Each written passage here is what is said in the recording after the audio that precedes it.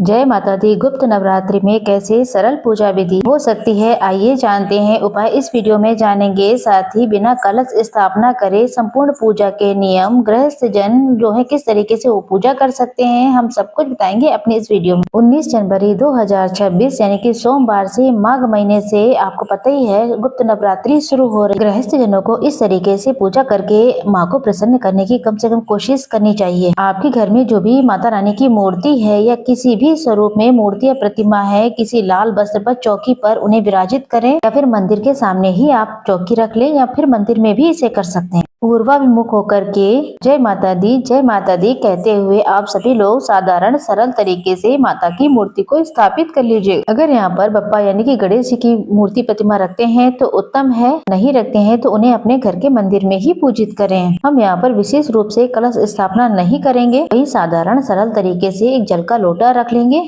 जल के लोटे में एक चुटकी हल्दी, रोली, चंदन, अक्षर डाल करके 1 रुपए का सिक्का डाल करके कलश के ऊपर मौली लपेट कर एक स्वास्तिक का निर्माण करें। कलश देवता में मेरे सभी इष्ट देवी देवता सभी इसमें वास करें, ऐसी प्रार्थना करते हुए कलश को माता के दाहिने तरफ थोड़ा सा आसन दे दें चावल का और वहीं पे स्थापित करें। सर्वश्रेष्ठ रूप में आपको पता है गुप्त नवरात्रि की पूजा को करना इस तरीके से ही चाहिए गृहस्थ जनों को। जैसा कि आपको पता है 4 बार साल में नवरात्रि आती है, 2 प्रत्यक्ष और 2 गुप्त तरीके से। लेकिन माघ महीने की जो नवरात्रि है उसका अपना अलग ही महत्व है। इसमें माता रानी सभी भक्तों की कामना को सिद्ध करती हैं। अगर व्रत करते हैं तो बहुत ही बढ़िया है।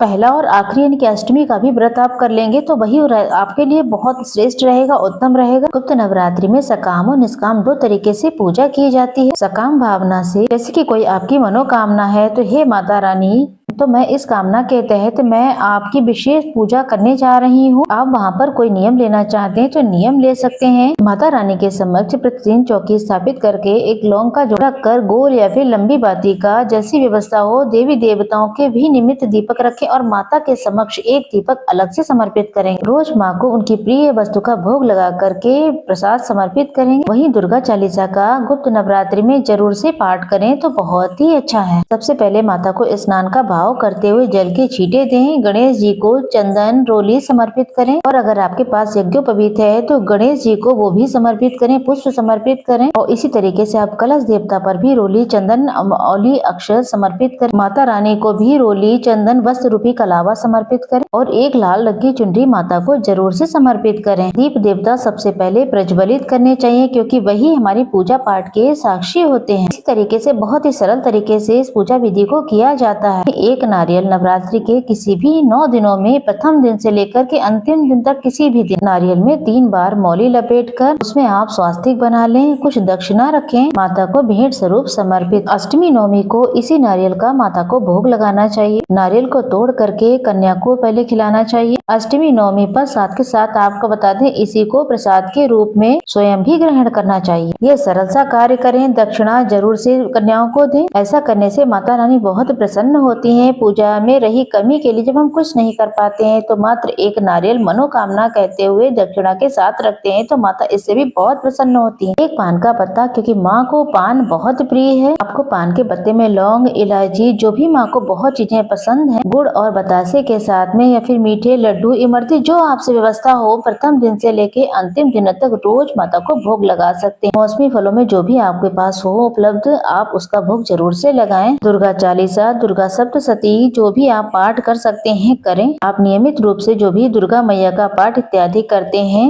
वही चौकी पर उसे भी रखिएगा, उसका जाप करिएगा। नवरात्रि के 9 दिनों में अगर आप हवन करते हैं तो बहुत ही उत्तम है। अगर नहीं कर पाते हैं तो कोई दिक्कत बात नहीं है। हवन की बहुत ही छोटी सी प्रक्रिया होती है, जैसे कि आप गाय के गोबर का एक कंडा सुलगा लें, उसे कपूर या फिर घी की मदद से कपूर रख कर के प्रज्वलित कर लीजिए। इसमें फिर आप 9 आहुतियां, सबसे पहले गणेश जी महाराज की आहुति दीजिए, दूसरी गौरी मैया के नाम से आहुति दीजिए और उसके बाद तीनों 9 माता रानी का ध्यान करते हुए उनका नाम लेकर या फिर निर्माण मंत्र के साथ 10 महाविद्याओं का ध्यान करते हुए टोटल 11 आहुति गौरी गणेश के नाम की 9 माता रानी के स्वरूप का ध्यान करते हुए आप सभी को 11 आहुति इस कंडे की जो आपने अग्नि सुलगाई है इसमें समर्पित कर दें। साथ के साथ आपने जो भी माता को भोग लगाया है उसका हिस्सा एक लौंग, इलायची, सुपारी, बतासा, कई लोग यहाँ पर फिर भोग प्रसाद पान के रूप में लगाया है तो उसे भी पूरा कर रख दें अग्नि में। इस तरीके से साधारण सरल तरीके से आप छोटा सा हवन कर सकते हैं। 11 तो देनी ही आहुति, उसके बाद 21 51 जितनी आपकी इच्छा है फिर आप कर सकते हैं। फिर एक दूसरा दीपक लेकर या फिर कपूर के साथ आपको माता रानी की आरती कर देनी। माता की कोई भी आरती आप गा सकते हैं।